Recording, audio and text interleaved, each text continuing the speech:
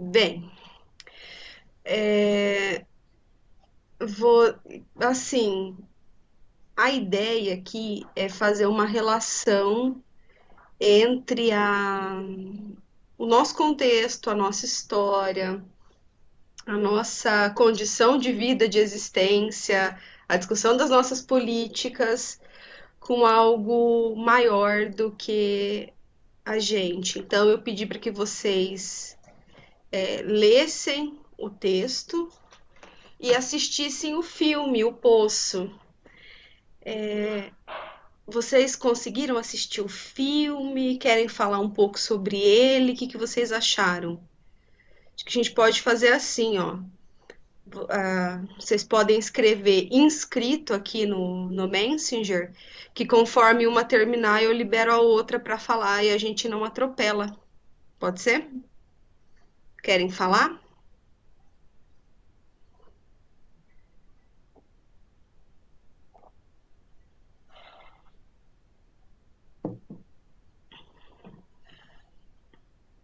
Ada, fala o que você achou do filme, Ada.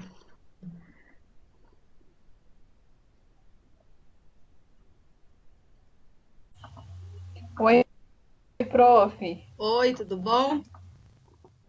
Tudo bem, e você? Bem. Então, eu achei o filme bem legal.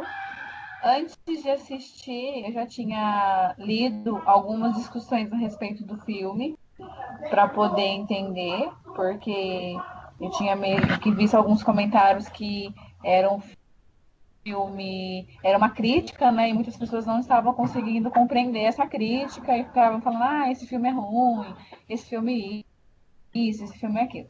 Aí eu li, consegui compreender. Depois de tudo que eu li sobre o filme, eu assisti. E aí eu consegui ver claramente a respeito do que até o próprio diretor deu uma entrevista falando do que se tratava o filme.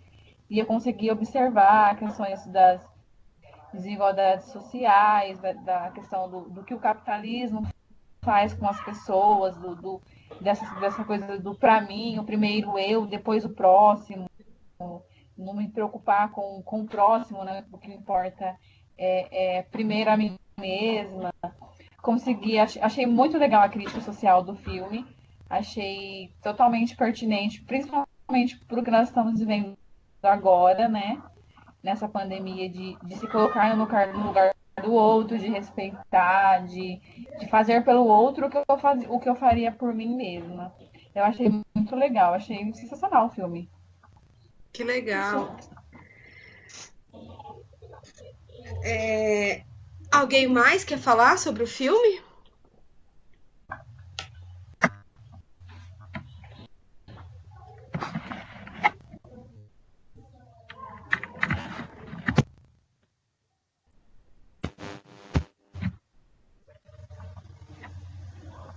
Ninguém? A Jane está digitando.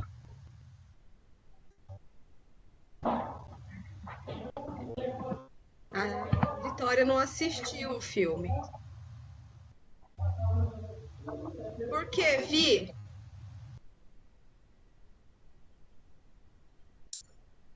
Oi, boa noite. Boa noite. Eu não assisti, pra falar bem a verdade, porque eu tenho muito medo, eu tenho muita crise de ansiedade. Diz que o filme é bem forte, impactante, e eu não consigo assistir esse tipo de conteúdo. Calma aí que eu tô botando. Dá pra escutar?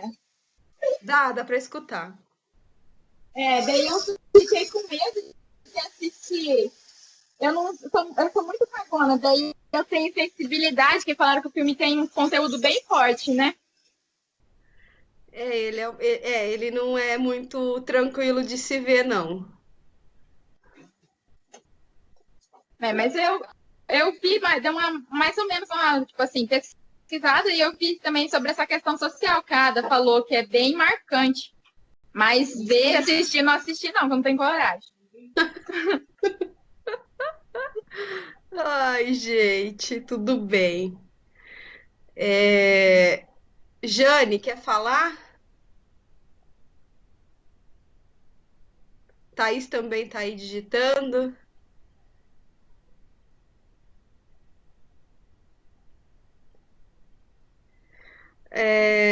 Então a Thaís diz assim, que ela até entendeu a crítica do filme, até mesmo a parte religiosa, mas ela acha que poderia ser melhor explicado.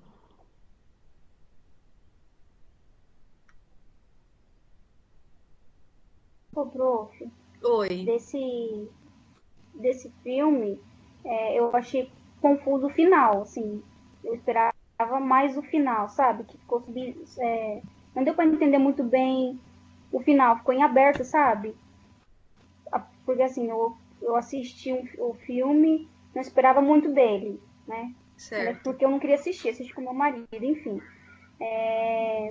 Mas aí que eu terminei de assistir o filme, eu falei assim, mas eu não entendi nada. Eu não tinha entendido mesmo. Aí que eu fui procurar a questão para saber sobre o que se tratava, sabe? Assim, as críticas. Mas o que me deixou claro mesmo foi a desigualdade. Porque não é o senhor, o outro lá que convive com o senhor, Uhum. é dado como o principal, né? Ele faz o papel do Messias, né? Como se fosse Deus, Messias. Mas eu entendi que ele tinha, que ele queria mudar. Ele deixou claro que ele não achou justo as pessoas lá dos primeiros andares ter as melhores comidas, né? E quem estava lá embaixo quanto mais embaixo dessa hierarquia, que era por números, não tinha nada. Ainda até que tinha a menina que ficava procurando o filho, né? E no final que o Messias, depois de desenrolar da história, ele conseguiu achar a criança. E deu que eu entendi que era a esperança, né? Que a gente não pode perder a esperança apesar de tudo. Foi isso que eu entendi. E o que é o banquete?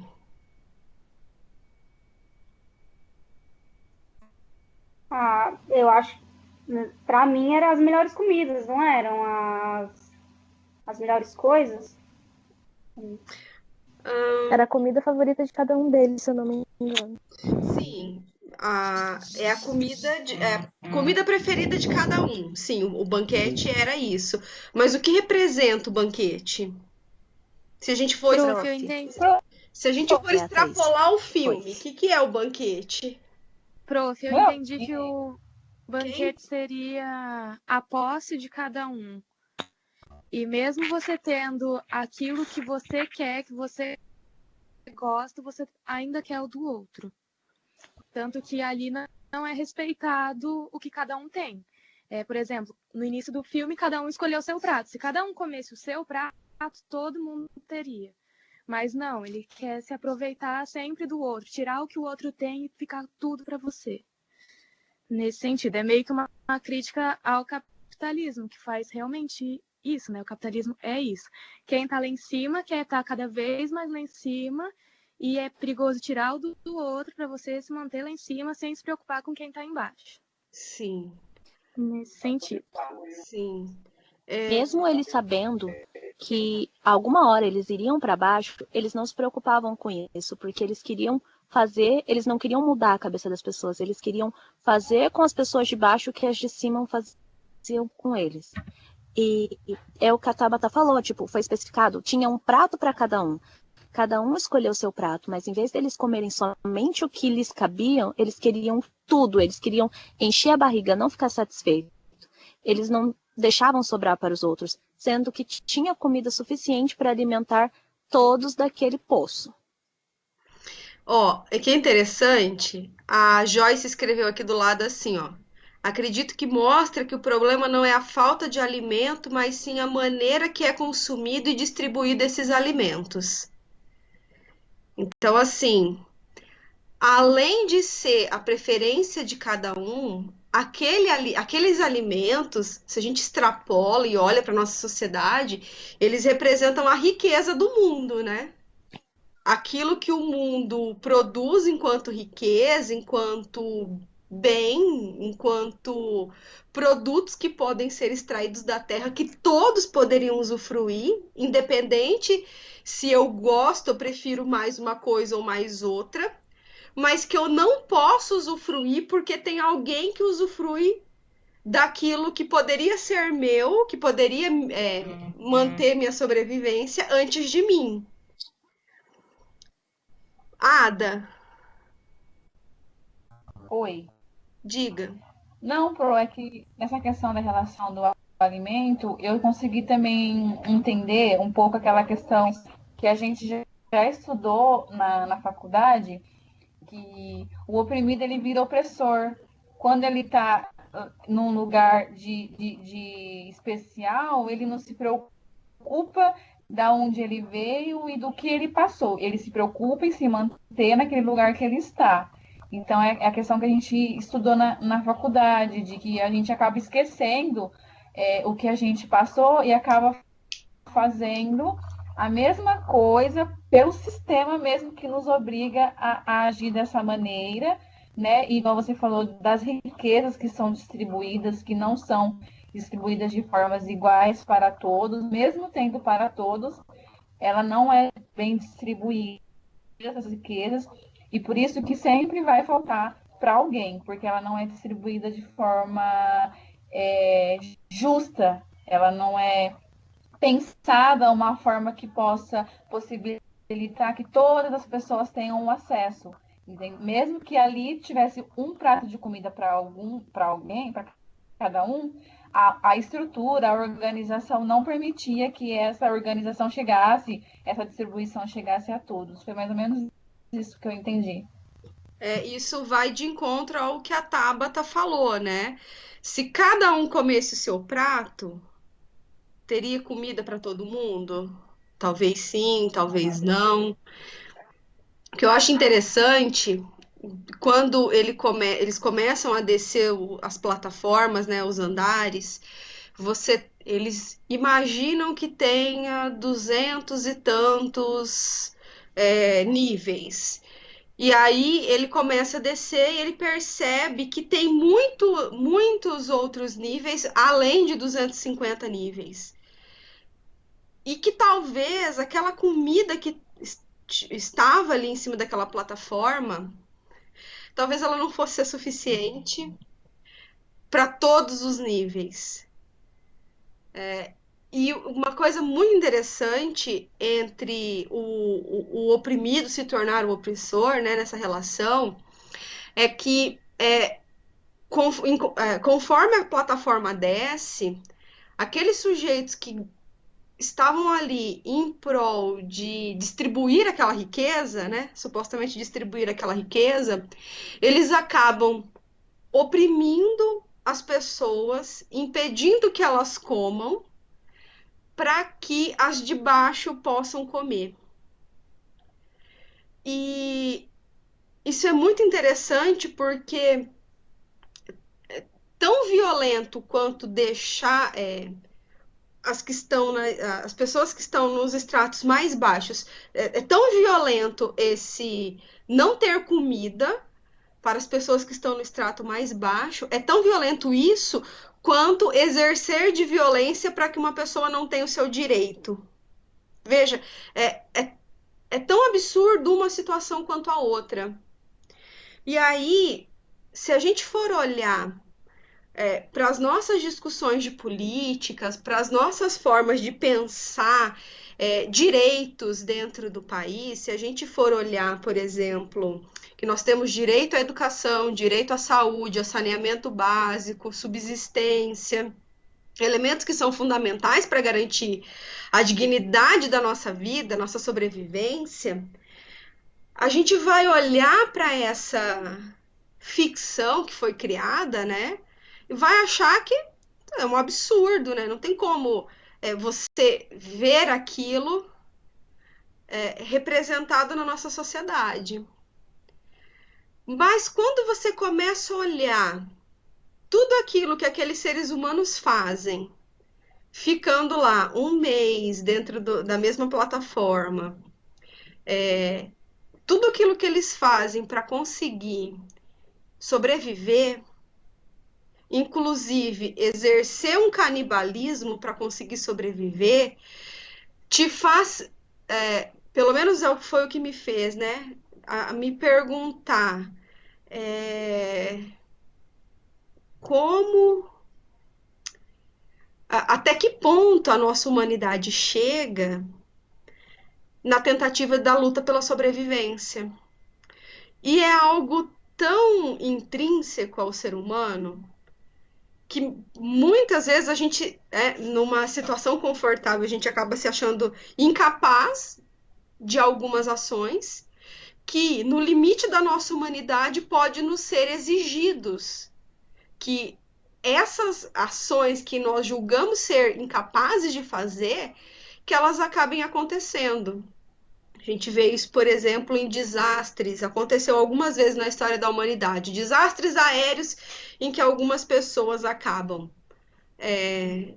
sobrevivendo e outras acabam morrendo no pico de uma geleira e aquelas pessoas têm que se alimentar das outras para elas não morrerem. Então, assim, você acaba indo ao limite da tua humanidade em luta da sobrevivência. Isso é gritante lá.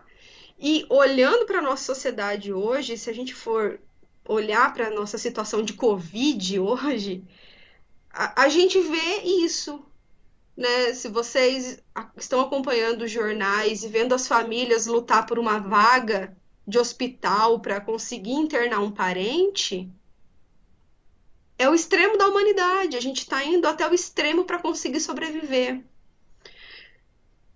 E aí é que entra o ponto de questão, a grande questão que nos move a olhar para essas relações.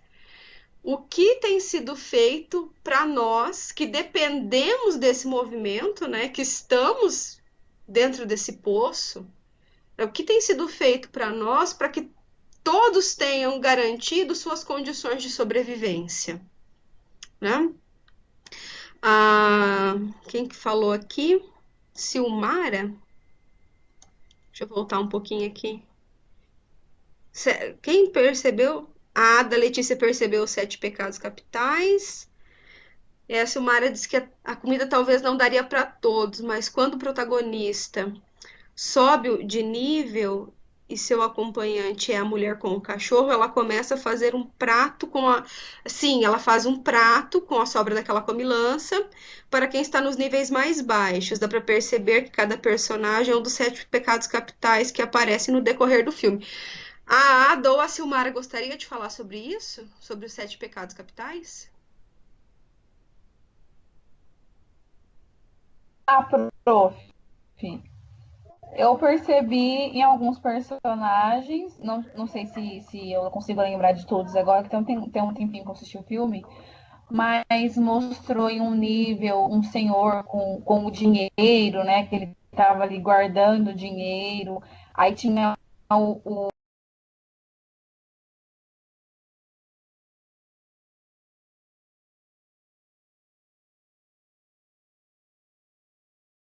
e alguns outros personagens que demonstraram esses pecados. Não sei se foi uma viagem, mas foi o que eu consegui fazer alguma associação. Não sei se o autor quis mostrar de forma irônica essa questão da religião ser a salvadora de todos os problemas do mundo, né? Que é o que muita gente acredita, né? Não sei, mas eu percebi essa questão de muitas coisas de religiosas no filme, tanto dos personagens, há também a objetificação da mulher, como colocando aquela mulher como a louca, como a que não existe o que ela está fazendo, ela está inventando, não tem filho nenhum. E eu até pensei muito no decorrer do filme. Será que tem mesmo alguma criança? Será que essa mulher não. Sabe, eu tive essa sensação, eu também fiz esse julgamento, tipo assim, como se ela estivesse realmente numa busca sem sentido. E aí depois eu me liguei que como cada um poderia levar alguma coisa, ela poderia ter escolhido levar a filha junto. como a sua parte para passar o tempo lá. E aí até eu fui falando, nossa, mas acho que ela tá viajando. E mostrou essa questão de não valorizar, de não escutar, de colocar como é como eu falei, como louca, tá louca, não existe nada, tá viajando. Porque ela era uma mulher também, talvez, não sei se há algum sentido nisso. É questão de você pensar, porque é um filme bem assim, com muitas ligações, ele é um filme que tudo está ligado num nó só, né? Então é uma coisa que dá para discutir muitas horas, eu acho. Sim, com certeza.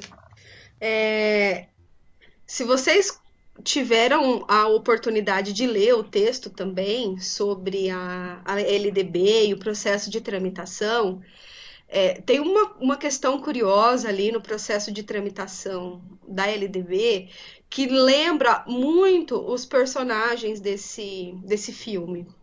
Só para fazer um parênteses,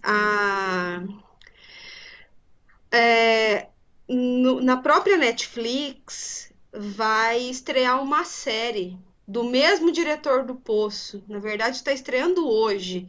Chama Expresso do Amanhã. A ideia é a mesma, né? Não, assim, de divisão social, né? Mas houve uma catástrofe e acabou a vida na Terra.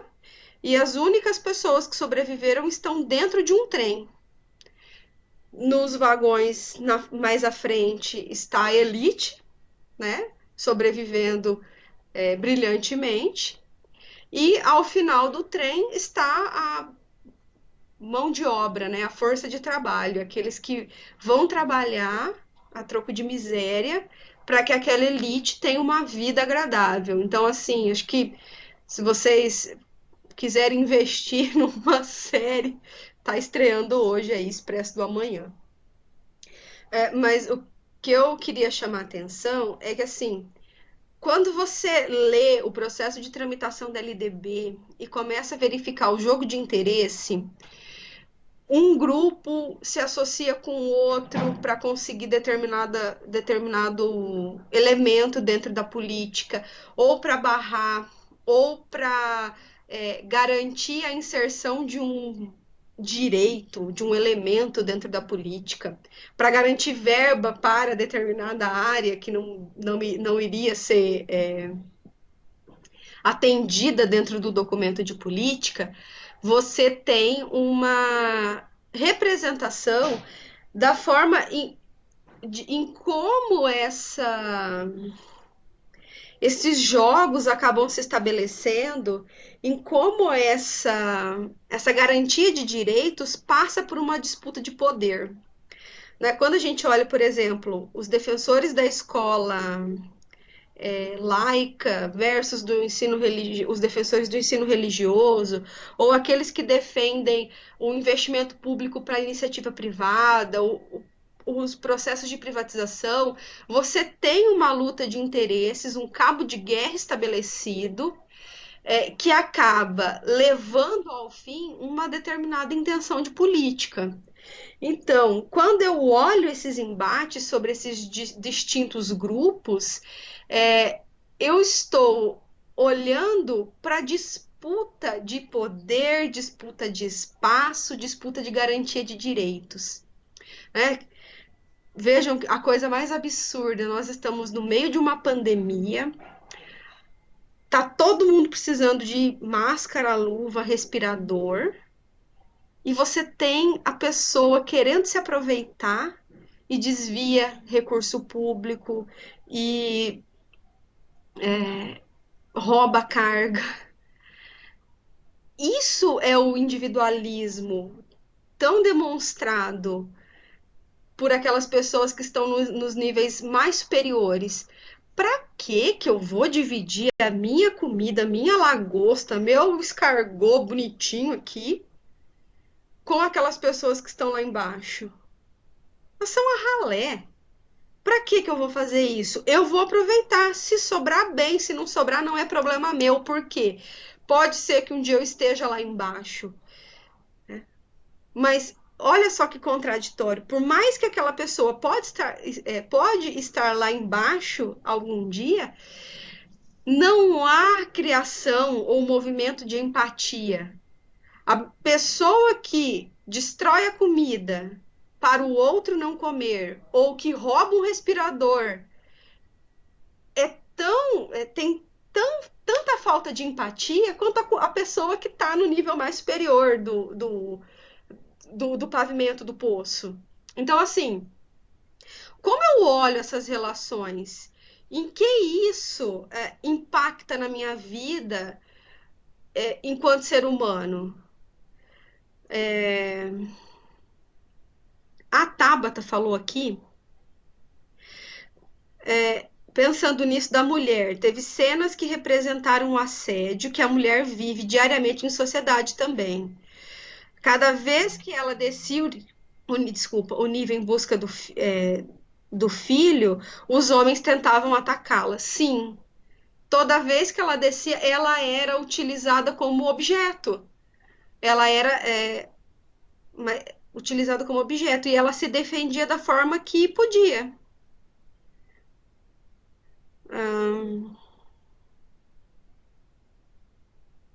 A Ada falando de compra de respirador em Manaus, que há propina envolvida.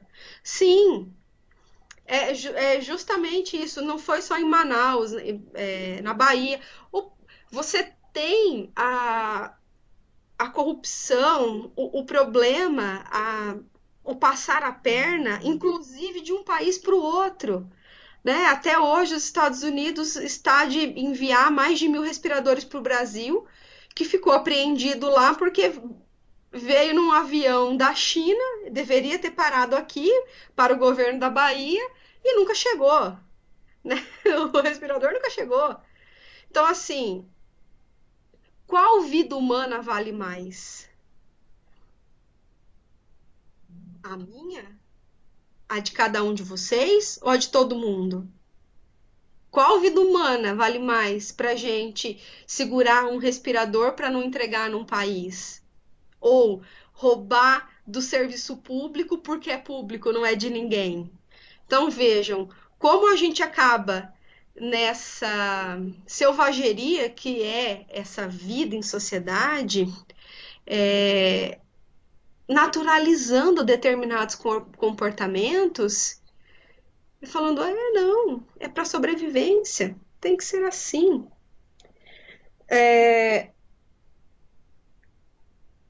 Quando a gente olha para a nossa Constituição e para a ideia de que nós temos que ter direito, esses direitos precisam ser garantidos, que precisa ser para todo mundo, todas essas discussões que nós já tivemos ano passado e começo desse ano, a gente vem falar dessa distribuição de direito, que o direito tem que ser a todos. E nós já falamos um pouco da questão do banquete, né? Se eu considero que o banquete são todas as riquezas, né, produzidas no mundo, que deveriam ser distribuídas de forma igual para todos, eu também estou dizendo, olha, o direito ao alimento deve ser para todo mundo, né? O direito à sobrevivência, o direito a uma vida digna, saúde, educação, tem que ser para todo mundo.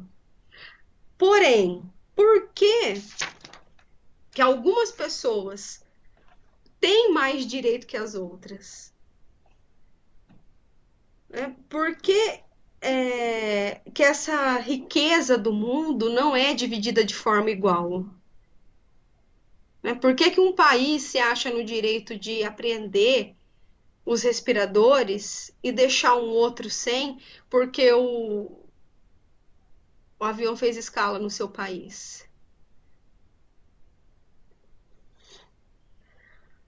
Se a gente for pensar sobre essas riquezas, como que a gente poderia, extrapolando, né, claro, mas como que a gente traria essa ideia de riqueza para a escola pública?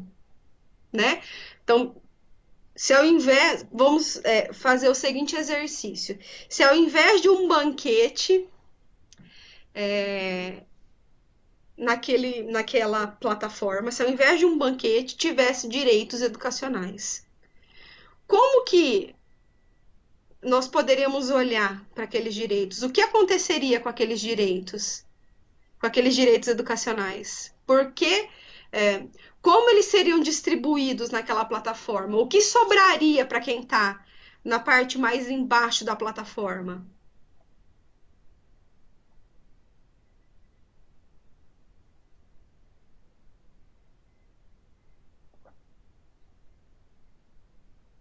Alguém?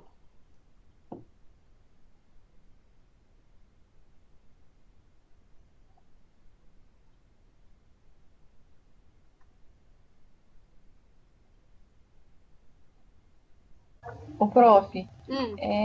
você falando isso sobre essa distribuição, as próprias vagas na universidade, né? Eles já fazem isso claramente que ali não é o lugar para nós estarmos, né? O pobre estar. Se houvesse essa questão, não sobraria vaga nenhuma para pobre. Quem frequentaria essas escolas, essas universidades públicas, seriam somente os ricos, não sobrariam nada para gente, porque eles já não querem que isso aconteça. Imagine se fizesse isso tudo, não teria espaço para nós em lugar nenhum, nem na escola, nem na universidade, em lugar nenhum. Na nossa pandemia, que eu já estou chamando ela de nossa daí, né? Na nossa pandemia, todo mundo tem lugar na escola?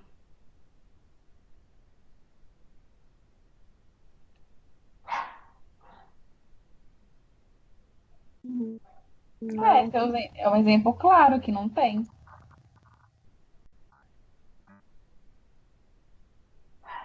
Né? A própria questão do Enem, né?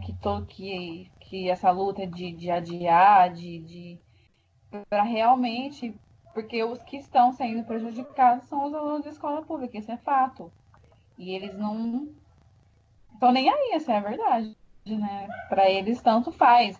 Eles fazem propaganda de estude em casa, de onde você estiver, tá? Estuda como? Com o quê? Né? Tem gente que tem criança que vai para a escola porque não tem o que comer. Como que vai conseguir ter um computador para estudar? Essas propagandas são o auge, para mim, são o auge do cúmulo dessas questões que não tem nada a ver, né? Eles são, ai, sei lá, é meio estranho. A Joyce escreveu assim aqui no chat. Bom, acho que o que está acontecendo é o que está acontecendo agora. Nem todos têm acesso para ter aulas online, mas os governantes agem como se todos estivessem no mesmo patamar. É basicamente isso. Nem todos estão no mesmo patamar. Hoje, felizmente, eu tenho 16 alunos comigo. Acho que conta eu, né? Então, eu não conto, então, 16 alunos comigo. De duas turmas que somam quase 50 alunos. Então, assim, eu sei que tem gente que está com outros compromissos, com outras prioridades, que não podem estar aqui, mas eu sei que tem gente que não tem condições emocionais, que não tem condições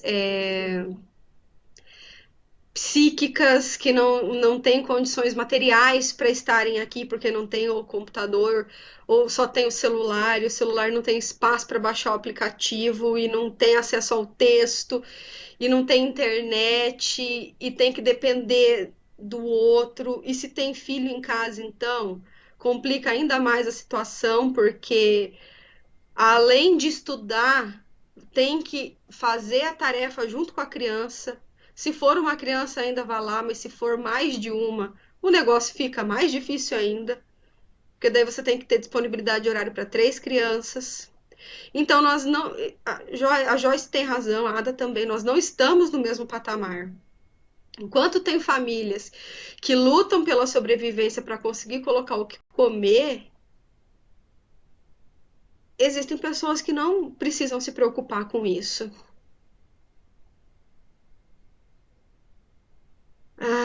Aline, as escolas, as salas de instituições públicas são superlotadas. Imagina se em meio a uma pandemia seria possível reabrir? Não, de fato. Não, não é possível reabrir. Principalmente porque muitas dessas crianças moram com pessoas mais velhas, com avós, né? Elas podem muito bem carregar o vírus sem apresentar nenhuma manifestação da doença e acabar levando para casa. Pensando ainda nessa questão das riquezas, né? Como ela seria distribuída, a gente olha para. Foi uma matéria, acho que num dos bairros em São Paulo. A família tinha. A mãe, o pai das crianças foi embora e ficou a mãe com 11 filhos. Ela, depois que ele foi embora, ela teve que invadir uma casa para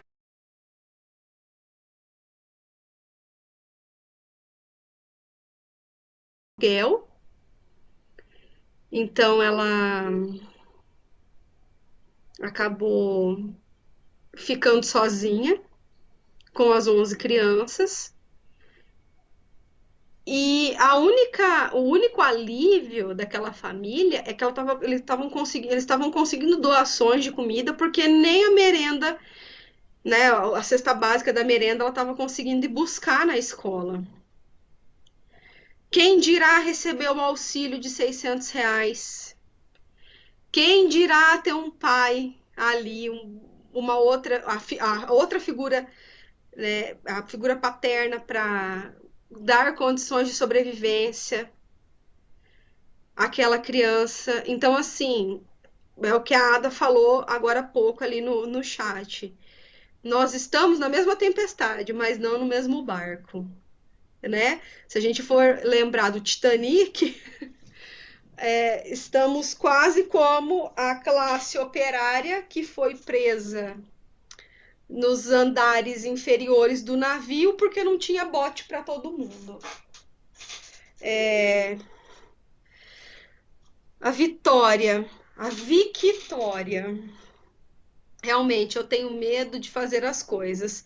Isso isso tudo é um tapa na cara de realidade pra gente. Nós vemos como o mundo é pequeno e como somos tão dependentes um dos outros. Sim, nós somos muito dependentes um dos outros. E mais do que dependente, a gente precisa ser empático à dor do outro. O que eu quero dizer com isso? Que apesar de eu estar comendo, apesar de eu ter um teto, apesar de eu ter condições de existência, existem pessoas que não têm.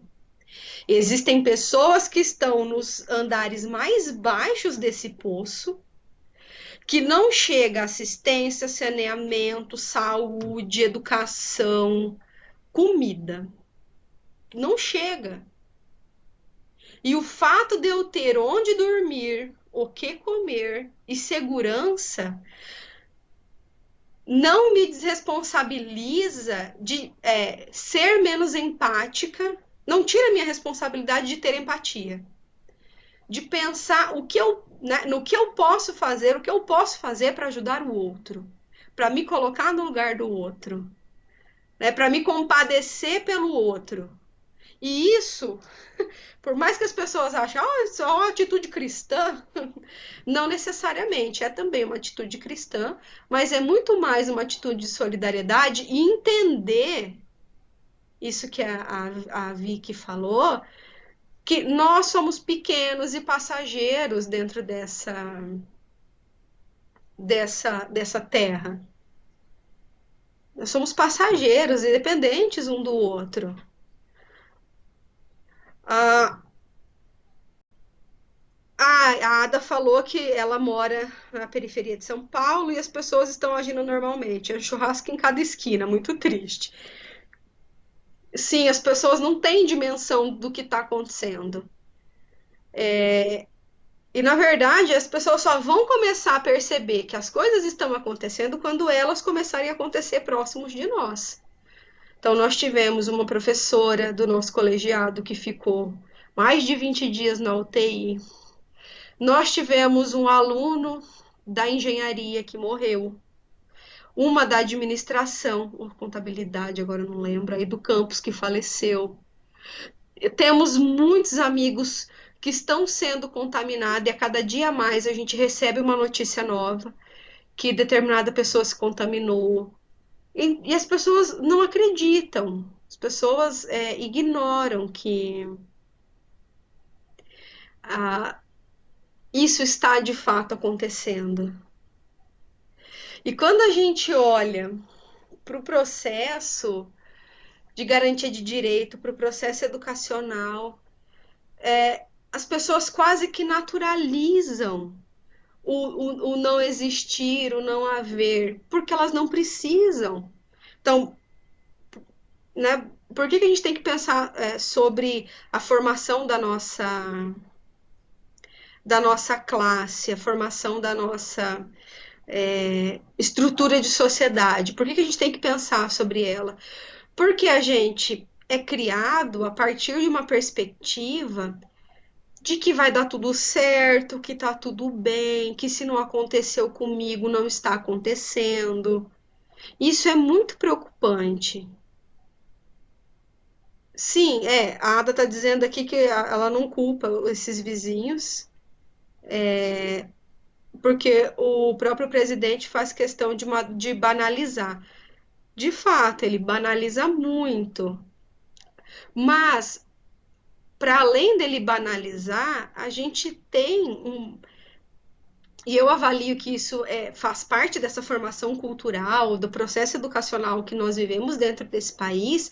Nós não tivemos um processo educacional, e não foi de interesse de políticos, que nós tivéssemos um processo educacional que fosse capaz de olhar para essa realidade e dar conta dela, de entender ela, de pensar criticamente sobre ela, de dar elementos concretos e materiais para que nós pudéssemos mudar essa sociedade. Então, se nós não temos essas condições, eu não vou ter um presidente que represente outra postura, porque culturalmente o nosso país acaba estando representado lá, por um lado, e por outro, a nossa sociedade também não vai mudar, porque ela não foi educada para isso. Ela foi educada para quê? Para ser esse sujeito que está no patamar mais acima do poço e que espizinha quem está abaixo e impede que aquela pessoa ascenda socialmente.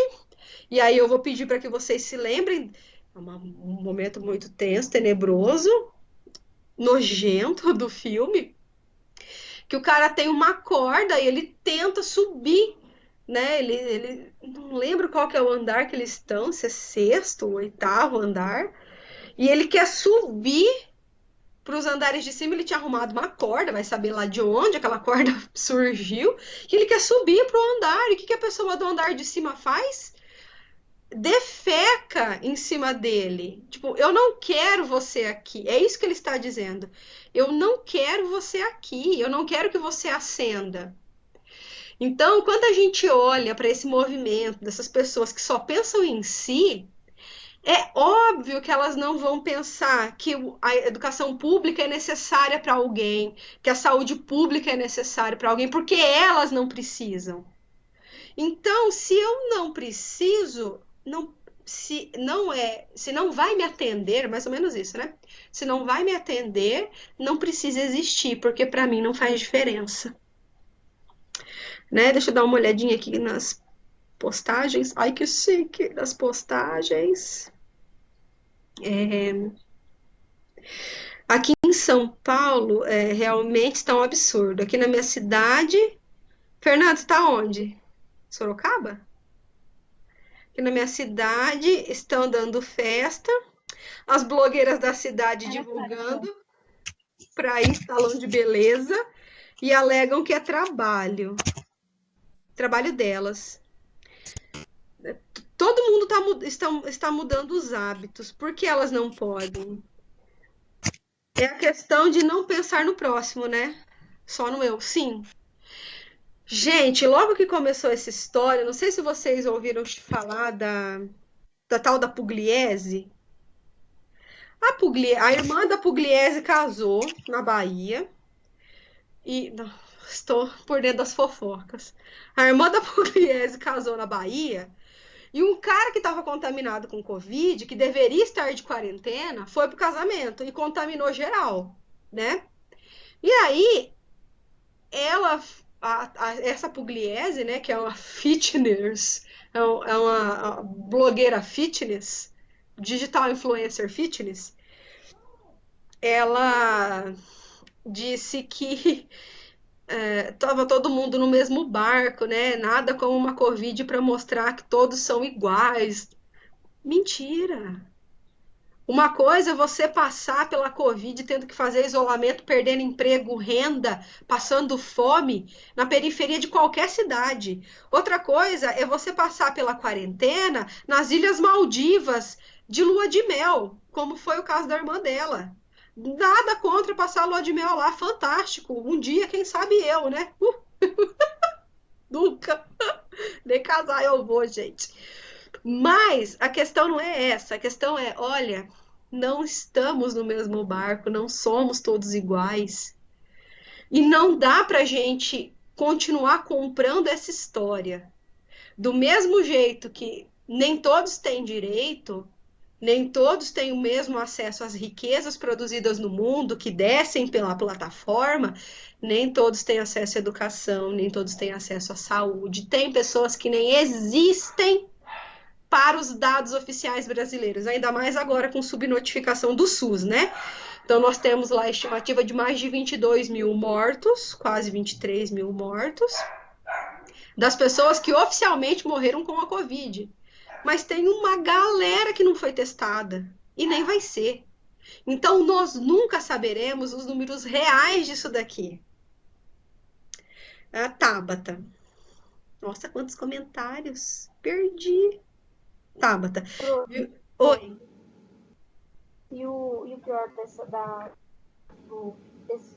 da blogueira aí, da Pugliese, foi ela ter recuperado do Covid e depois ter feito uma festa, os mais íntimos, e deu o maior treta, porque um monte de gente crucificou ela, ficou, acho que uns 15 dias, ela e o marido dela desativaram o Instagram, dizendo que ia fazer um detox da rede social, porque depois disso inventaram aquele tal do cancelamento de pessoas, cancelamento de não sei o quê.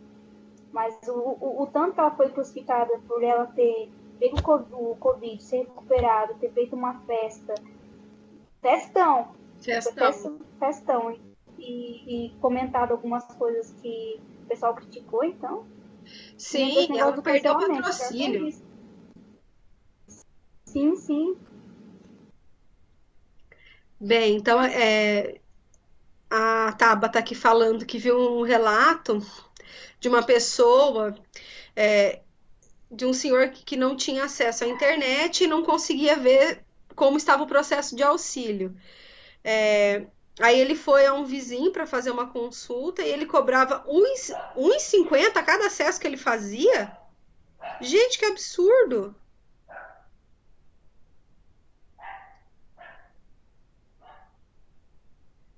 Gente, que absurdo!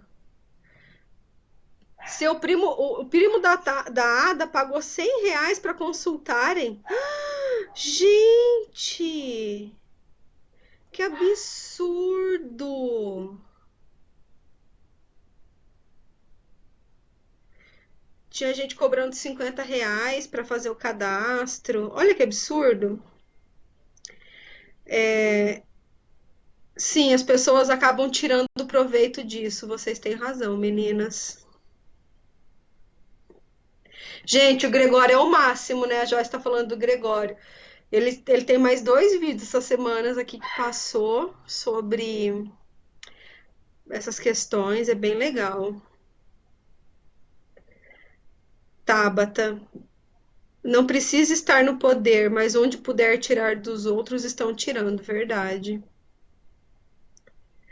Regina Duarte deu uma entrevista para a BBC, diz que ela não vai ficar carregando mortos nas costas. Ela está viva e vai viver leve e recomendo para que todos vivam leve. Isso é um absurdo, verdade, Joyce.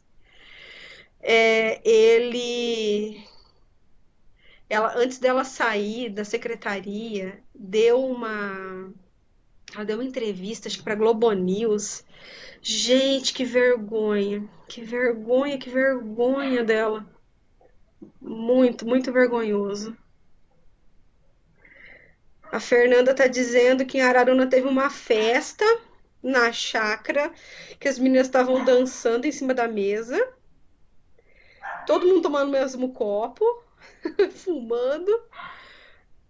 Tinha um contaminado. Vixe, depois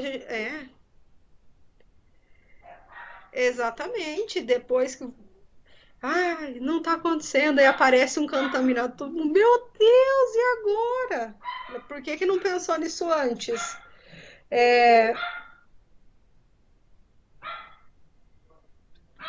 Uma das coisas que a gente vê nesse movimento de garantia de direitos, muitos atores acabam se associando com outros para garantir determinados direitos.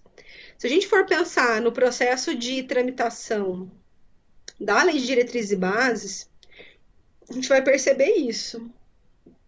Em um momento eu tenho um grupo associado com determinados deputados ou grupos de interesses, em outros momentos com outros grupos, outros deputados. E cada grupo acabava defendendo um interesse. Uma das coisas interessantes desse processo de implementação e aprovação da lei é que toda vez que tinha uma eleição e que se substituíam parte dos congressistas, você acabava tendo uma modificação no encaminhamento das propostas, porque você quebrava aquele grupo que era hegemônico, que estava ali em andamento, e inseria outros atores no meio da história. E cada ator acabava agindo de uma forma em prol de um lado ou do outro. Dentro do filme, a gente acaba percebendo isso, porque cada vez que eles são mudados de plataforma, nem sempre significa dizer que no mês seguinte eles vão acabar com as mesmas pessoas. Tanto é que ele acaba, o ator principal acaba vivendo ali com algumas pessoas enquanto ele está lá dentro, né? Antes dele chegar ao fundo do poço, literalmente. E aí a gente vai pensar nessas associações. Cada uma dessas associações, elas estabelecem de alguma forma, né? Elas trazem alguns benefícios ou outros, ou não, né? Enfim. E aí é interessante porque quando você olha para essas associações, para esses grupos de pessoas, você tem alguns interesses sendo defendidos e outros interesses sendo defendidos. E eles se relacionam dentro do filme especificamente com o objeto que a pessoa escolhe levar. E aí a gente lembra do senhorzinho, do velhinho, contando sobre a faca, né? Que ele tá ali cumprindo uma pena, que ele comprou uma faca e ele leva a faca. Né? Cada um podia levar um objeto. O rapaz leva um livro que ele não conseguiu terminar de ler e o objetivo dele era ler aquele livro ali. E ele tá ali, né, com aquele livro, até que eles mudam de andar. E aquela relação que naquele momento era tão boa, é isso que eu quero chamar a atenção, né? Essa associação que naquele momento, né, entre o velhinho e o rapaz, eles lendo o livro um para o outro, contando história, né, criando ali uma amizade bonita. Tudo bem, Tabata. Tabata precisa sair, depois ela vai ver a gravação, beleza. Então eles têm aquela associação ali bacana, né? uma relação legal ali entre eles. Só que quando eles mudam de andar, de patamar, eles já não conseguem essa relação, né? Porque eles foram para um andar muito baixo, a relação deles mudou, e o velhinho vira e fala assim: e aí, o que você vai fazer com o seu livro agora? Né? Qual o objetivo, a finalidade, então, de ter trazido o livro? Eu tenho uma faca. Então, veja só como muda a relação entre aqueles dois sujeitos quando eles saem de um andar, de um patamar e vai para outro. Quando eu vou para a política, não é diferente. Dependendo de quem eu sou na hora do dia, de com quem eu me relaciono, eu tenho uma forma ou um parceiro que se relaciona comigo de uma maneira, ou eu tenho outro parceiro que se relaciona comigo de outra forma. E essas parcerias, elas acabam sendo, às vezes, convergente, às vezes divergente, dependendo do interesse que está em disputa ali. Então, quando tem comida, né, dentro do poço, eu não estou em conflito. Quando falta comida, aí o conflito ele se exacerba. Dentro da política, quando tem recurso para todo mundo, quando todo mundo tá feliz, né, todo mundo é atendido, aí você não tem o conflito. Por outro lado, quando a falta do recurso, aí você tem a disputa. Ou então, quando o foco do conflito é outro, você se acha no direito a fazer qualquer coisa. Isso é o que o nosso ministro do Meio Ambiente está tentando fazer agora. Né? Se vocês tiveram o desprazer de ver a reunião ministerial, nós vamos ver essa fala dele. Por que a gente não... Vamos aproveitar, né? Agora que está toda a imprensa preocupada com a Covid, para passar isso daqui, ó. Passa tudo isso daqui, deixa passar boi, passar boiada.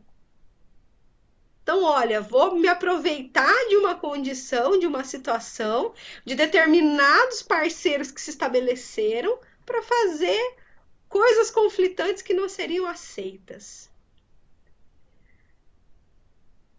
É muito absurdo olhar para como esse maquineísmo das relações de poder acabam sendo estabelecidos na nossa sociedade. Tanto dentro de uma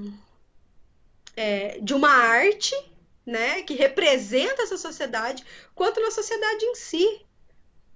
Por mais que tenha sido absurdo ver o canibalismo, assim, embora aquela imagem da defecação tenha sido extremamente nojenta, o canibalismo deu um nó na barriga, um repúdio ver aquilo. Mas aquilo é o extremo da humanidade para garantir. E aí, garantir não só a sobrevivência, mas garantir aquilo que eu acho que eu devo garantir. Né? Então, o que eu quero dizer assim, se para eu conseguir,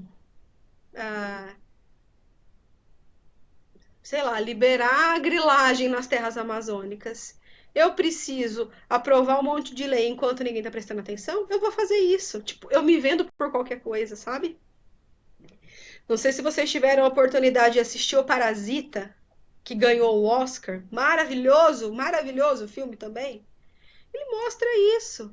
Eu tenho uma família que depende e necessita da existência de outra para parasitar, mais rica, e uma família rica que é completamente dependente de outras pessoas para sobreviver, para viver, para fazer tudo.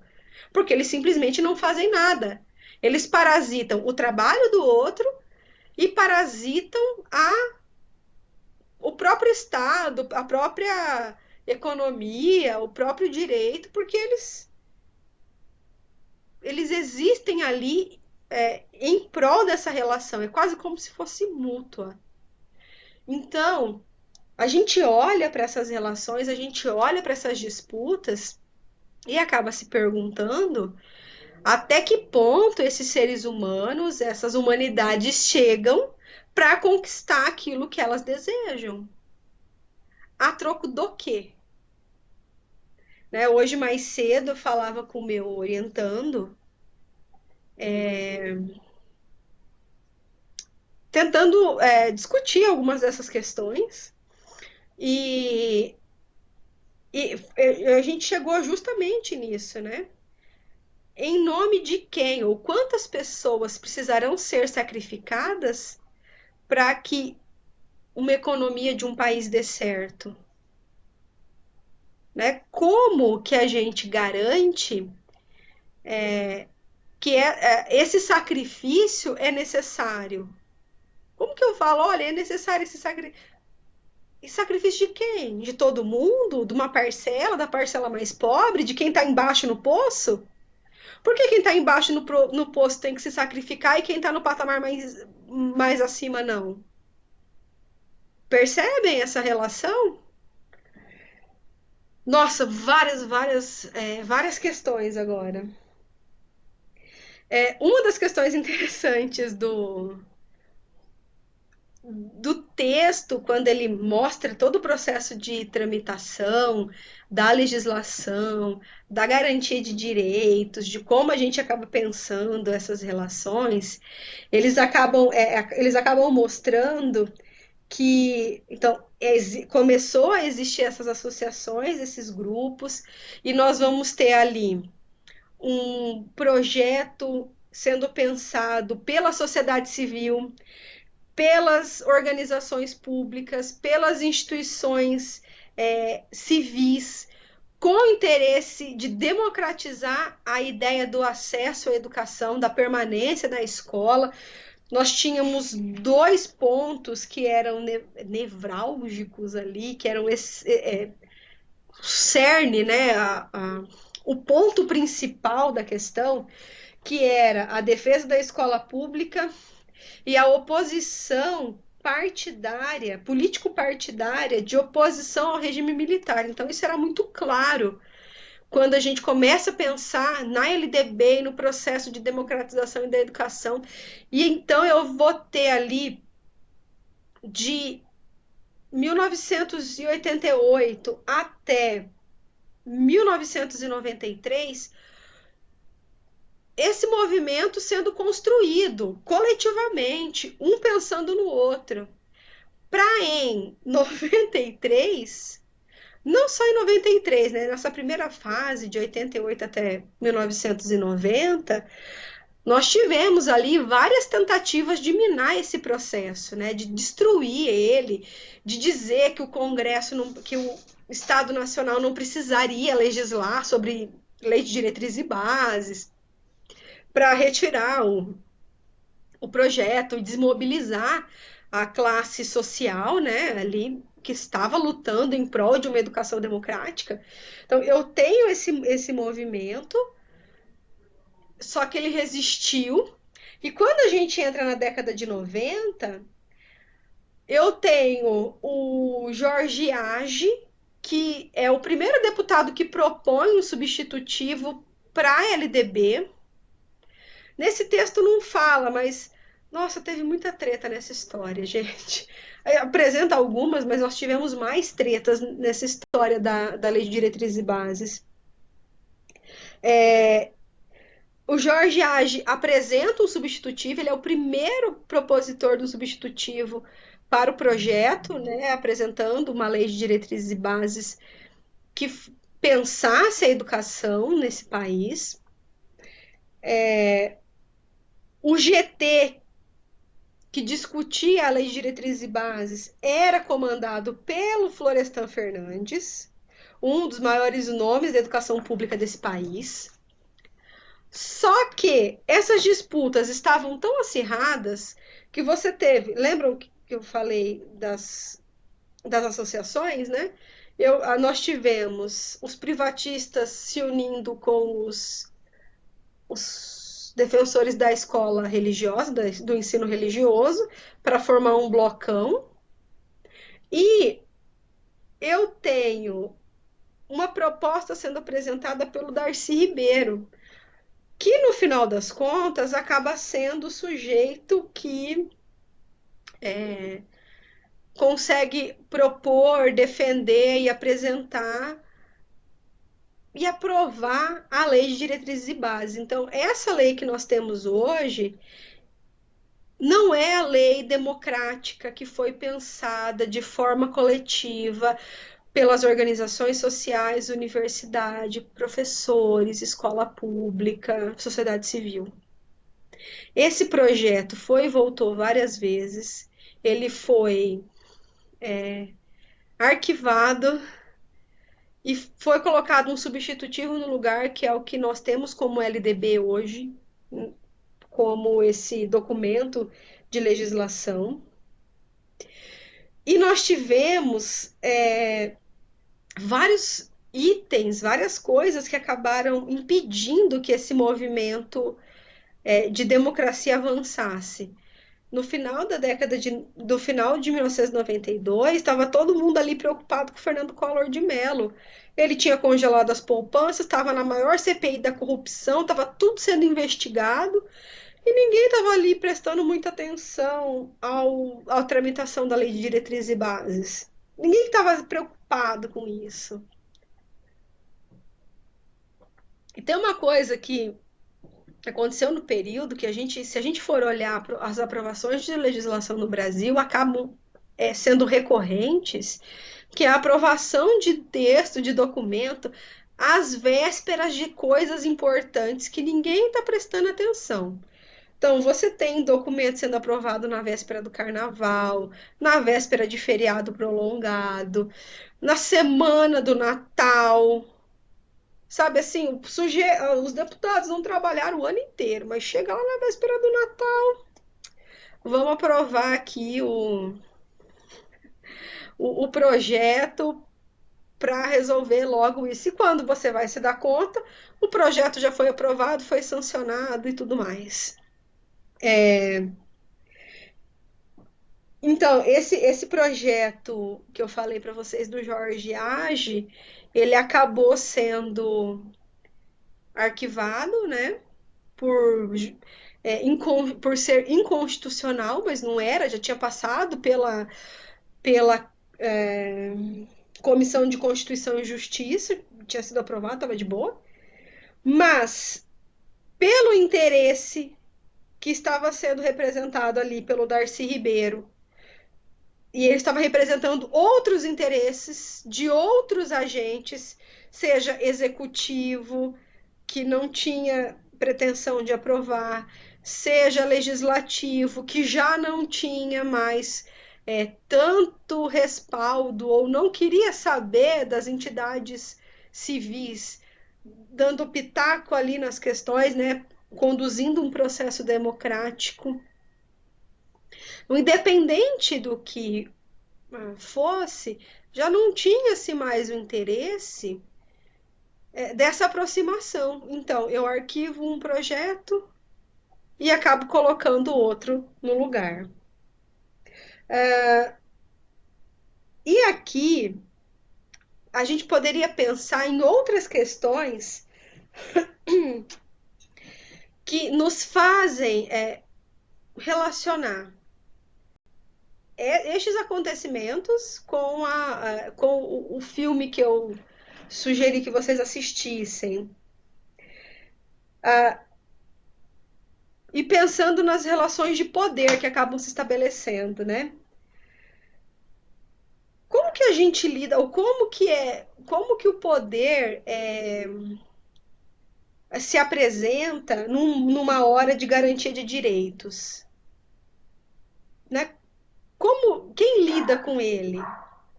Esse poder serve a quem? Quando aquelas pessoas que estavam nos primeiros níveis do poço possuíam esse poder? de garantir direito? Né? Pensando ali na comida, eles possuíam o poder de permitir que os outros patamares também tivessem acesso à comida? O que eles fizeram desse direito? Na nossa vida real, o que faz, o que essas pessoas que possuem poder fazem pelo direito? Seja o direito à alimentação, o direito a comer, né? O direito à sobrevivência. O que essas pessoas fazem?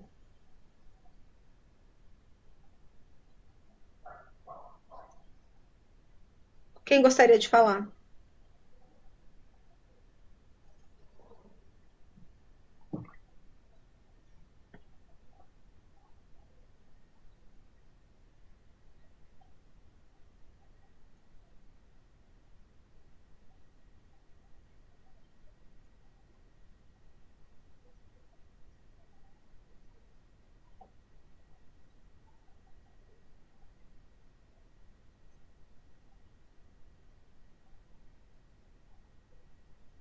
Joyce está digitando.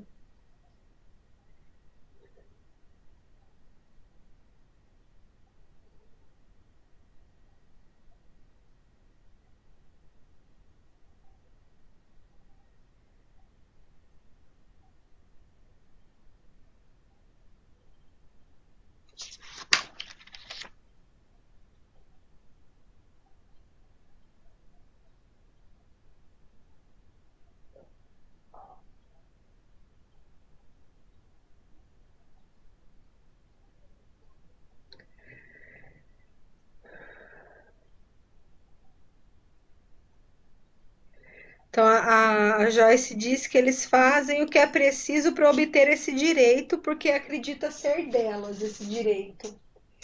Mas o que elas fazem pelos outros?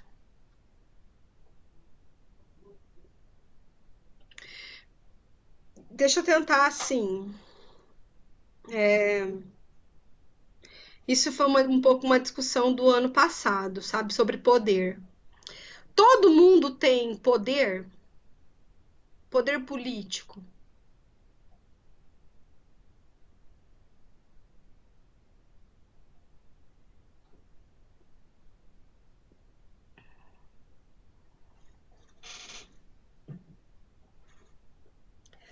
Já está dizendo que não, que elas não fazem nada, elas tiram um pouco que as outras pessoas têm.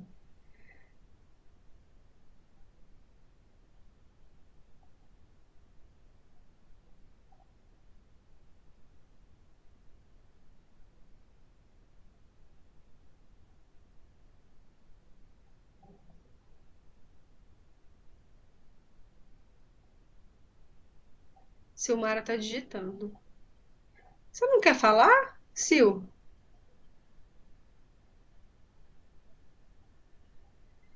Nem todas as pessoas têm poder político. Não quer falar.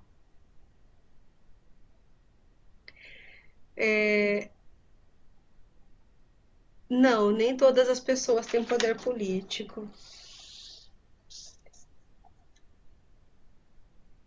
Dentro do poço, quem possuía esse poder? Alguém possuía poder dentro do poço? Ou quem possuía poder no poço?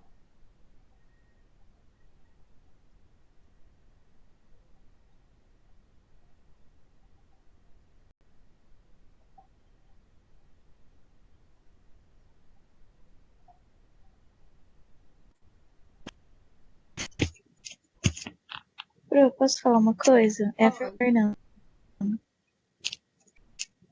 Eu assisti o filme já faz um tempinho, mas acho que todo mundo passava por todos os níveis, não passavam?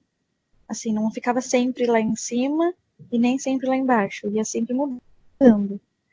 Sim, né? mas isso eu não sei se isso significa que todos estavam acima em algum momento, ou se tinha Não, sim, algumas pessoas que estavam muito abaixo por muito tempo. sim, mas aí, por exemplo, se as de cima fossem para algum nível abaixo, não precisa nem ser tão abaixo, né? Mas já abaixo de onde elas estavam, pensassem, nossa, eu passei por isso quando eu estava lá para baixo, ou passei certa coisa por cima, e não fazer com o outro, né? Já poderia ter melhorado bastante e poderia ter dado um poder, entre aspas, assim, né? Para mais pessoas, né? Para pelo menos entenderem o que é ter o poder. Mas isso não acontece, né? Não. Muito pelo contrário. As que estavam em cima falavam, quando eu estava embaixo fizeram isso comigo, então eu vou fazer também. E pensa só assim, elas ficam um mês, né? Em cada patamar. O que é um mês passando fome? Qual que é a dor no corpo, na alma, de passar fome um mês?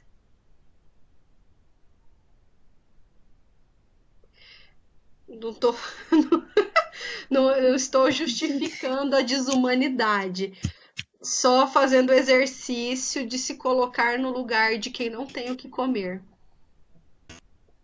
Eu não consigo nem imaginar, porque eu acho que eu, do jeito que como toda hora, já reclamo se não tem uma coisa específica para comer, imagina se você não tem nada por um mês, né? Então não tem nem noção. Nem Então, noção. eu perguntei isso justamente para pensar assim, né, na questão dessa pessoa ter passado um mês, um mês passando fome. Aí ele tá lá no terceiro andar, né, no mês seguinte. Será que ele não vai comer desenfreadamente para matar essa fome, porque ele está há um mês sem comer?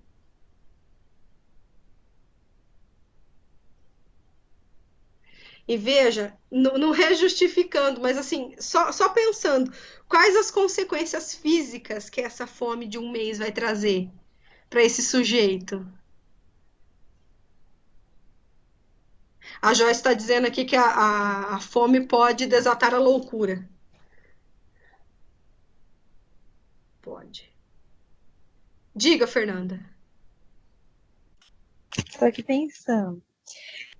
Eu acho que alguém até comentou, não vou lembrar quem, que eles escolhem a comida, né? Lá no começo do filme, eles escolhem a comida preferida e tudo mais. Se cada um comesse, né? A comida que escolheu, seria todo mundo comeria, né? Mas aí, que nem você falou agora, um mês sem comer, você vai querer a sua comida, desejar que você nem sonhava que existia e comer coisa que você nem imaginou que ia comer. Então, é muito complicado. É uma situação muito, não sei. Então, é o que isso a Tabata falou no começo, né? Ah, mas é aí, além dessa questão, né, de eu comer a minha comida e comer a comida que o outro escolheu, existe também a situação de não ter comida suficiente para todo mundo, mesmo que cada um coma o seu prato. Oi. Outra coisa também que eu percebi, eu ia comentar na hora, um pouquinho antes de você, sobre o texto. Quando o ator principal, e é dado como a Letícia comentou ali, a da Letícia, que ele é dado como Messias, tenta revolucionar, né, cada um coma um prato, eu não lembro no decorrer do filme quem comenta. Fala bem assim, ó, para você saber, já que você quer descer todos os níveis, né, quer levar comida para todo mundo, deixa esse prato intocado, tipo assim, sem intacto. Eu não lembro que prato que era, eu sei que era um prato. Era uma Quando ele panacota. chega, isso. Aí quando ele chega, aí ele vê que tem mais níveis que mais de 250, ele acha a criança, né, a mulher louca que tá criança, ele falou bem assim, ó, em vez de você levar essa panacota, você leva a criança. Que é eu entendi que a criança era a esperança, né? Em vez de você trocar, levar o prato intacto, porque se eles verem que esse prato está intacto, eles vão perceber que tem comida o suficiente para todo mundo. Aí foi onde o filme acabou da forma que eu não esperava.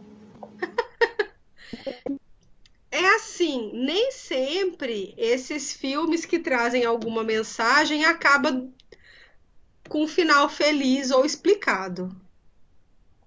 Não acabar com um final feliz já era assim esperado, mas não acabar com um final explicado, isso acontece com mais frequência.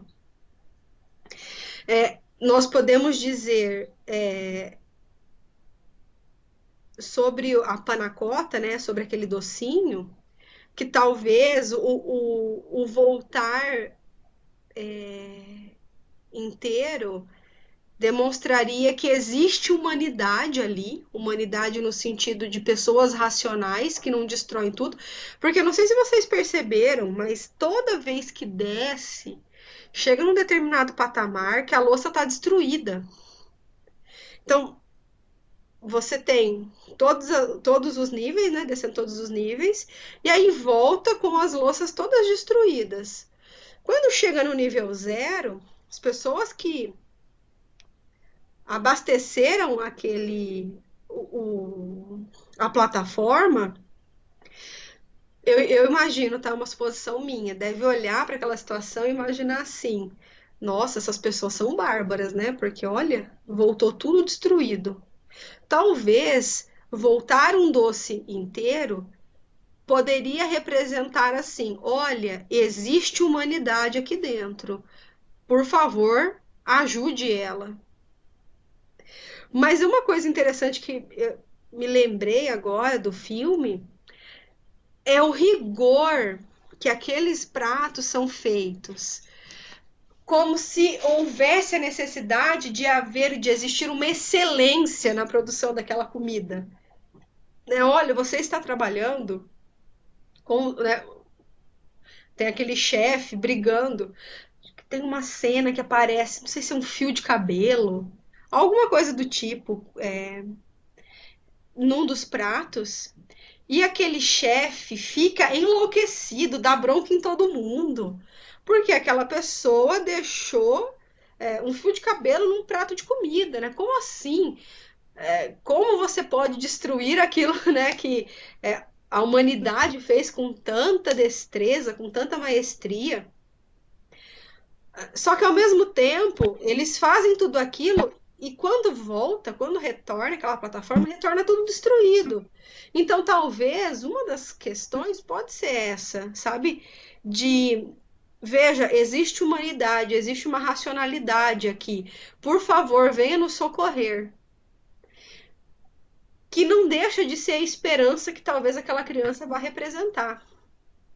Mas, assim como a história do Messias, o fato daquela criança subir pela plataforma não significa que a mensagem vai ser entendida ou vai ser entregue. Nem estou dizendo que ela deveria ser, a mensagem do Messias deveria ser entregue. A gente não entrou na discussão de religião aqui, não. Mas assim, olha, existe uma mensagem, um sopro de esperança, existe uma humanidade aqui, prestem atenção nessa criança, olhem o estado dela. Mas isso não significa que quando ela chegasse no nível 0, as pessoas iriam entender, iriam acolher a mensagem, se elas iriam mudar em virtude da mensagem. O mudar em virtude da mensagem depende de uma questão específica, que é o se colocar no lugar do outro, é o processo de empatia. E que é um processo muito difícil de ser construído.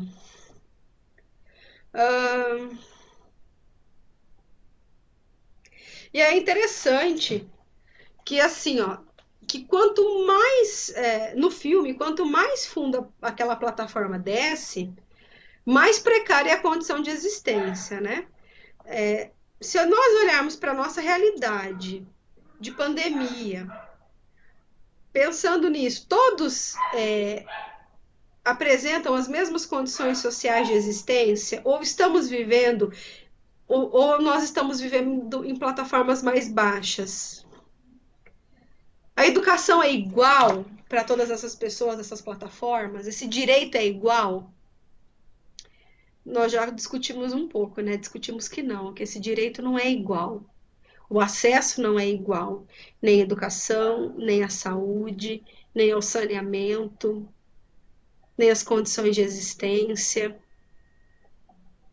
Então, quando a gente olha para essas situações e vê as pessoas do topo lutando pelo poder, se degladiando por uma existência, enquanto que as do topo dos estratos mais baixos lutam pela sobrevivência, inclusive se submetendo ao canibalismo para isso, você mostra de forma oposta e discrepante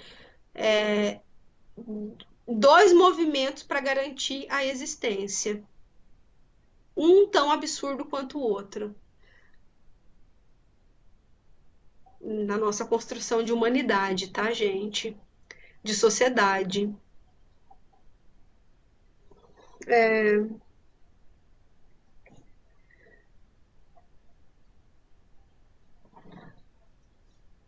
Outra questão que a gente pode trazer dessa leitura e desse filme é a questão do o que é problema, qual é o cerne da discussão, qual que é o problema, qual que é o foco do problema que a gente tem que olhar. Quando a gente pensa na política educacional brasileira, não se entende que o problema é, por exemplo, o processo de evasão escolar. Vai falar que não, né? Alguns políticos vão dizer que não, o problema é a repetência. Então eu não tenho que combater a evasão, eu tenho que combater a repetência, porque se a pessoa não repete, ela não se evade. Mas isso não é uma verdade. Ou então, que o problema não é a qualidade do ensino, mas a quantidade de alunos matriculados. Então eu faço um movimento, olha só que contraditório, para garantir a quantidade desse ensino, até mesmo não só quantidade de matrícula, quantidade de aluno, mas quantidade de conteúdo aplicado. No caso do filme, o que a gente tem? Que para eles o problema não é a distribuição de renda ou a distribuição do banquete, né? Tentando pensar o banquete como a renda produzida, né? As riquezas produzidas pela humanidade. Mas o mérito, ou seja, a posição que cada pessoa ocupa na plataforma.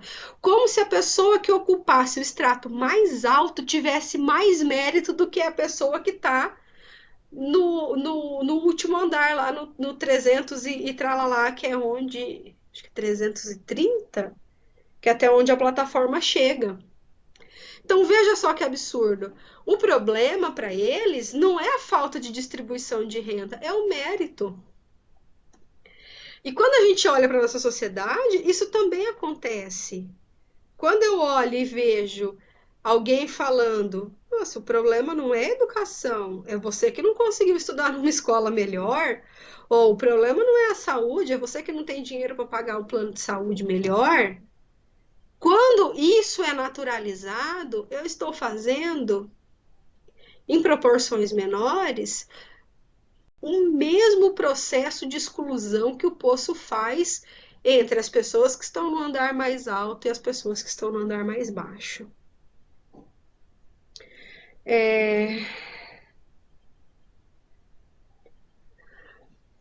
Dentro da política, a gente olha para essas relações e acaba encontrando algumas soluções, como o controle de qualidade, criação de avaliação institucional para regulamentar e garantir qualidade da escola, repasse de recurso, né?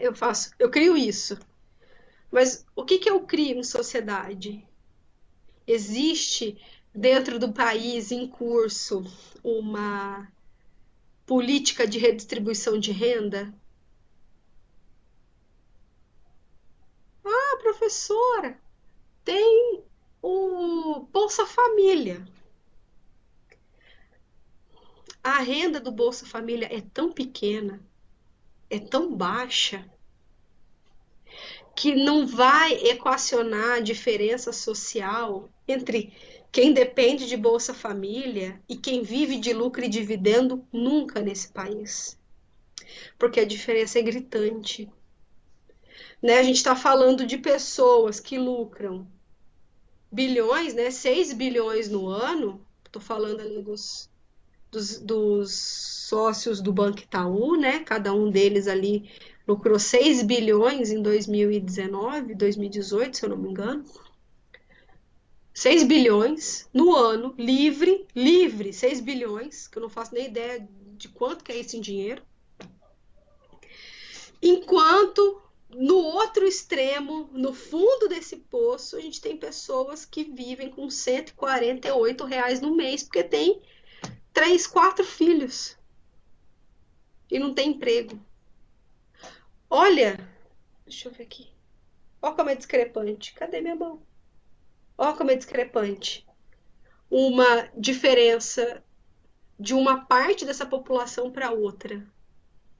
Esse poço que é tão repulsivo, que é tão enojante, que deixa a gente de estômago embrulhado, não é diferente dessa distinção que a gente vê em sociedade.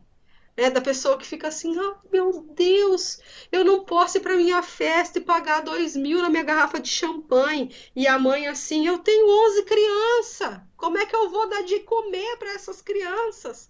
E agora a professora quer mandar tarefa para casa, como que eu vou fazer? Então, isso que tem algumas pessoas que acham tão banal, porque elas não vivem aquilo, então para elas aquilo não existe, é o maior problema da vida de outras pessoas. Precisamos encontrar um equilíbrio. Quem vai manter esse equilíbrio? O serviço público, o Estado, o direito público. Então, se eu tenho pessoas que conseguem pagar o champanhe, eu tenho que ter garantia de direito para que uma pessoa consiga colocar uma cesta básica dentro de casa, pelo menos. Se eu tenho pessoa que consegue pagar o melhor plano de saúde e ser consultado no Albert Einstein, eu preciso garantir que a outra pessoa tenha pelo menos uma UPA ou um posto de saúde para ir se consultar quando precisa fazer uma obturação. Ou que tem um leito de hospital público se ela tiver a Covid. Enquanto eu tenho pessoa que pode pagar R$ 10.000 a mensalidade numa escola bilíngue, eu tenho que ter escola pública gratuita e de qualidade para quem não consegue. Então, são essas discrepâncias que, para serem sanadas, precisam de um órgão regulativo. O órgão regulativo que existe é o Estado, é o direito público, é a Constituição, são os servidores públicos que trabalham por isso. Então, olhar para essa questão é perceber essa relação e tentar eliminar algumas das profundidades desse poço, alguns dos níveis desse poço. Vai existir um dia que todos vão viver no mesmo nível, ter os mesmos direitos, as mesmas condições. Na sociedade capitalista, não. Não.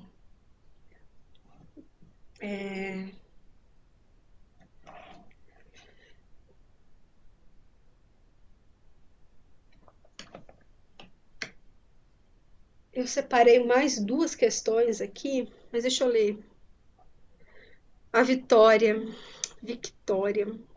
Realmente isso de status é muito exaltado. E quando alguém no nosso nível consegue algo, fazem aquelas reportagens. Nossa, ciclano pobre conseguiu passar em medicina. Sim, sim.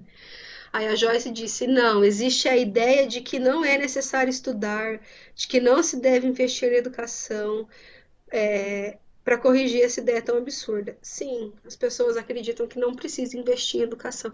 Na verdade, não é nem investimento. Se você começar a olhar alguns ministros da educação, ou até mesmo os presidentes que nós já tivemos, eles não falam em investir em educação, eles falam os gastos educacionais, gastos educacionais.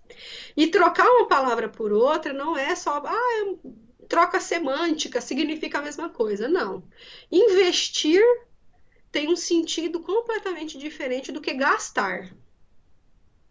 Né? Completamente diferente.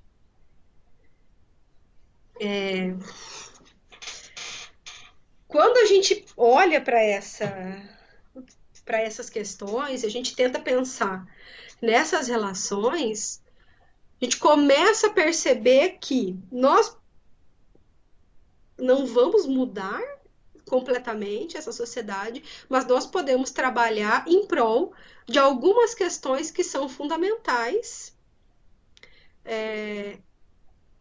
dentro da nossa realidade e que vai ajudar as pessoas que estão em volta. Às vezes nós não conseguimos fazer grandes transformações, às vezes a gente acaba fazendo trabalho de formiguinha. E apesar de eu preferir estar aqui com todos os meus alunos, eu fico muito feliz de poder dividir esse momento com vocês. Né? Meu trabalho de formiguinha. Queria todos aqui. Na verdade, eu não queria pandemia, queria todos em sala de aula. Mas como isso não é possível, eu fico feliz por estar aqui. É cansativo? Sim, hoje eu trabalhei 3 períodos para conseguir estar aqui agora com vocês. Mas é necessário.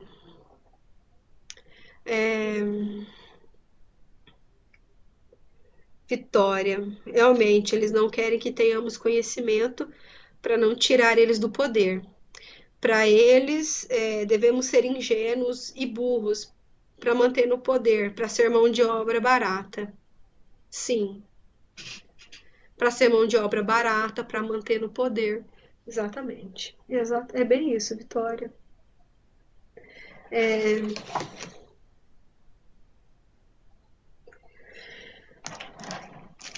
Uma das coisas que a gente vê acontecer após a aprovação da Lei de Diretrizes e Bases no país, na verdade, durante o período de aprovação e logo posterior, é o funcionamento do país via decreto ou medida provisória. A gente já falou um pouco sobre decreto, né? Decreto e medida provisória são instrumentos utilizados pelo Congresso, pelo presidente, para mudar uma legislação sem mudar necessariamente. Depende, né, do que acaba mudando a Constituição, mas sem precisar abrir uma Constituinte, enfim, muda pequenos elementos, né? E o que a gente vê é os presidentes acabam utilizando-se desse recurso de medida provisória ou decreto para impor de cima para baixo, de novo exercendo poder, de determinadas ideias e interesses de uma parcela da burguesia que acaba tendo interesse ali naquela temática. Um dos itens é essa aprovação do Fundef, que é o Fundo de Manutenção e Desenvolvimento do Ensino Fundamental. Se falou assim no período. Não precisa esperar a LDB, não. Vamos aprovar isso antes. A gente não precisa esperar a LDB para falar sobre financiamento. E aí ele é aprovado, né, como medida provisória, depois é instituído como lei, e ela acabou mudando, né, criou-se depois do Fundef o Fundeb, e depois do Fundeb acabou se criando depois do Fundef se criou o Fundeb, e agora o Fundeb está assim, é o último ano de existência dele, e então nós temos um momento de discussão dele um grupo tentando renovar e um grupo assim, não, não precisa. Isso é muito perigoso, porque a não renovar. Por pior que seja o Fundeb, depois a gente vai discutir isso. Por pior que seja o Fundeb, não ter financiamento nenhum, não ter lei de financiamento nenhum, é pior que ter ele. Né? É muito pior do que ter o Fundeb. Então, não ter é muito pior do que ter. Enfim, a gente tem aí algumas questões. Esse ano ele precisa ser renovado ou uma outra lei ser criada, mas a gente não sabe para que caminho isso vai, principalmente agora, em época de pandemia, com esses ministros tudo doido, o outro falando em genocídio de indígena. Olha, é de doer o coração. Misericórdia. Enfim, pessoal, eu avalio. Não, assim, eu não trabalhei o texto todo. Não, nós fomos quase o filme todo. Eu acho que a gente poderia ter um momento agora para falar do final do filme. Mas, assim, eu avalio que já foi um início de discussão interessante para que vocês terminem a leitura do texto e olhem para essas questões sociais, sempre assim, de forma mais ampla do que a própria questão do texto em si, do que ele representa, mas o que representa todas essas relações que a gente acaba se envolvendo, né? Uma discussão de poder não é só poder relacionado à política, então, política partidária, né? Então, a gente precisa olhar para essas questões. Quanto ao final do filme, Silmara ficou chateada com o final do filme. Eu acho que ele morreu no final do filme. Eu acho que ele morreu. Ele deixar a plataforma, sair andando, acho que representa isso, que tipo assim, olha, você não é mais o necessário, você não é mais necessário. Se a gente for fazer o paralelo com o Messias, é a mesma coisa, né? Jesus foi crucificado. Por que Jesus foi crucificado? Porque ele não era mais necessário. A palavra dele ele deixou a palavra, os discípulos, os mandamentos. Não, mandamentos não foi ele, não, foi o pai dele. Deixou lá os discípulos, os seguidores, né? Os ensinamentos dele a partir dos evangelhos, tarará, tarará. Então, assim, olha, o portador da mensagem não é necessário. Quem é necessário? A mensagem. Quem era a mensagem? A criança. Ele ter chegado ao fundo do poço, descido, saído andando com o senhorzinho, eu estou entendendo que é a morte dele. Acabei com o filme, né? Meu Deus, teve gente que não assistiu! Ai, Suzana! Desculpa. Ai, meu Deus, acabei com a aula agora. É, pro... Eu tô dando muito risada. Deus do céu. Eu não lembro do final. Pra mim, você tá falando até um outro final que eu não lembro. Eu acho que eu interpretei completamente errado. Ou diferente, né? Não sei.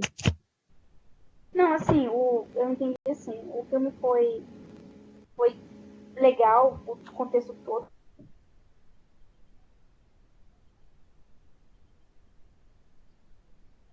Sil? Alguém tá ouvindo a Silmara? Não gostei do final. Não. Foi uma bosta o final. Foi isso que eu achei, porque o filme foi bem elaborado. Fala lá sobre as diferenças, as desigualdades, né, sociais. Fala sobre, como a gente comentou durante a aula, os 7 capitais lá, pecados capitais, que ele quer, sem ter intenção, ele achou a criança, que é aquela mulher louca, estava procurando, mas no final ficou desentendido, sabe assim? Eu estava comentando com meu marido, quem esperava mais por um final, não da forma forma que acabou, entende? Foi isso que eu compreendi. Mas também faz tempo que eu assisti, foi logo que lançou. Mas eu não tinha intenção não tive a intenção de assistir novamente quando a professora comentou que era para assistir. Até porque, meu Deus. Ai, Quando gente. quando eles faziam aquela. Destruindo lá as comidas, eu e meu marido a gente estava jantando, bem na hora da ciência. Pegou o filme sem pretensão nenhuma, sabe? Ai não, filho, não dá. Aí que vê as nojeiras do ser humano destruindo as comidas, enfim. Mas o filme foi bacana, assim, né? Ele contou histórias que a gente não imaginava, mas no final ficou cagado. Eu não gostei, mas minha opinião, né? É diferente de todos que participam aqui. Minha opinião pode ser diferente de você. A Joyce tá dizendo que ela acha que talvez tenha sido a libertação dele. Como assim, Joyce?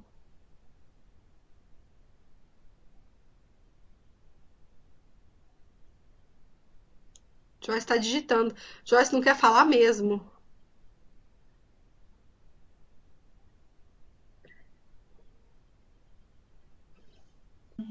Eu vou tentar falar. Fala. Vou tentar falar, mas a bagunça aqui em casa tá meio tensa, tá? Manda elas É que mandarem assim, a criança, eu vejo como assim. Eu não sei se vocês lembram no filme que ele frisava muito que tinha regras, né? Aquele sistema tinha uma regra lá, que até para ela ele teve que fazer uma entrevista para entrar naquele local lá. E tinha todo um sistema, né? Uhum. E a criança, foi muito dito assim, que não pode ter uma criança que é proibido e tal, lá. Então, eu acho assim, o final ficou para mim meio assim, como se a desistência dele, ou a morte dele, por um sistema falho ali, que ele tinha tanta... Quando ele começou a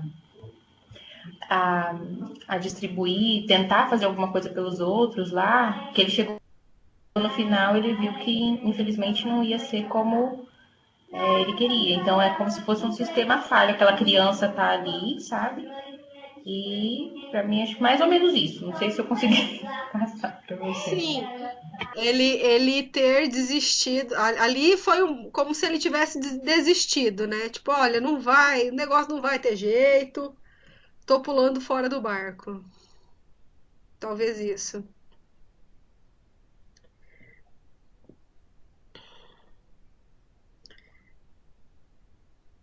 Libertação dele de tudo que ele teve. Teve que viver naquele lugar, não sei. Eu sei assim que é muito interessante, que talvez vai dar pra gente entender um pouco mais da mensagem que o diretor quis passar nessa série que vai começar. É o Expresso do Amanhã. É Expresso do Amanhã. Estreia hoje na Netflix. Cadê?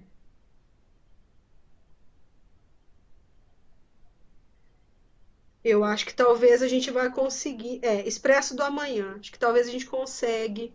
Dá pra ver? Mas tá ao contrário, né? Expresso do Amanhã. Netflix. Já tá na minha lista pra assistir. Não sei quando. Então, vamos pensar sobre isso, pensar sobre essas questões.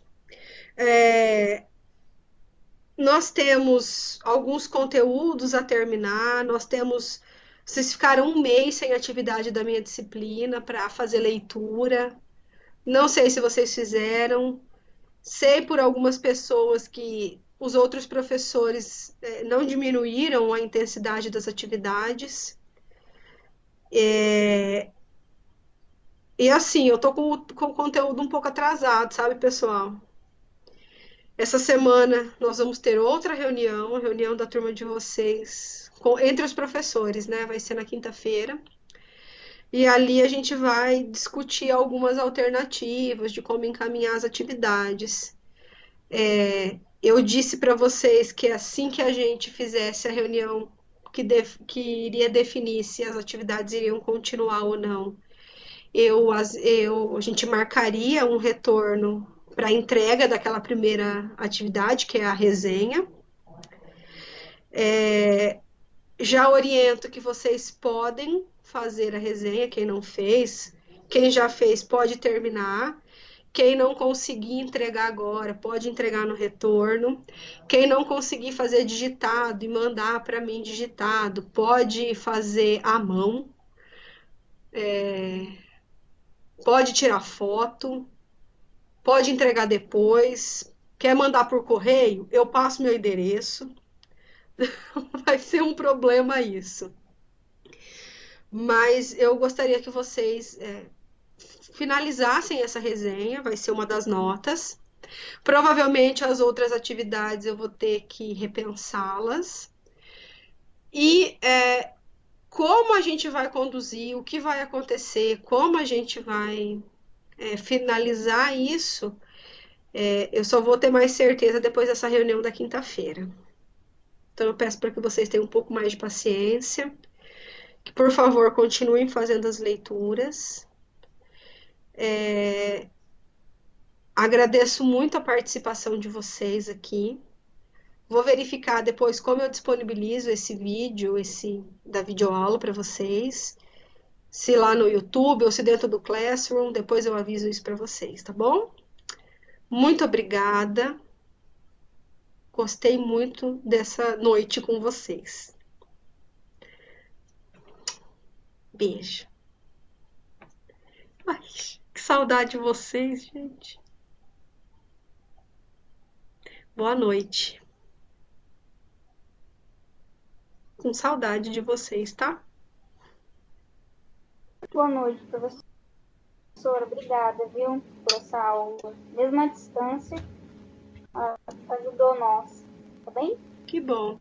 Precisar de alguma coisa, se vocês precisarem de alguma coisa, qualquer coisa, pode chamar, tá, gente? Qualquer coisa. Beijo. Até mais. Beijo. Até.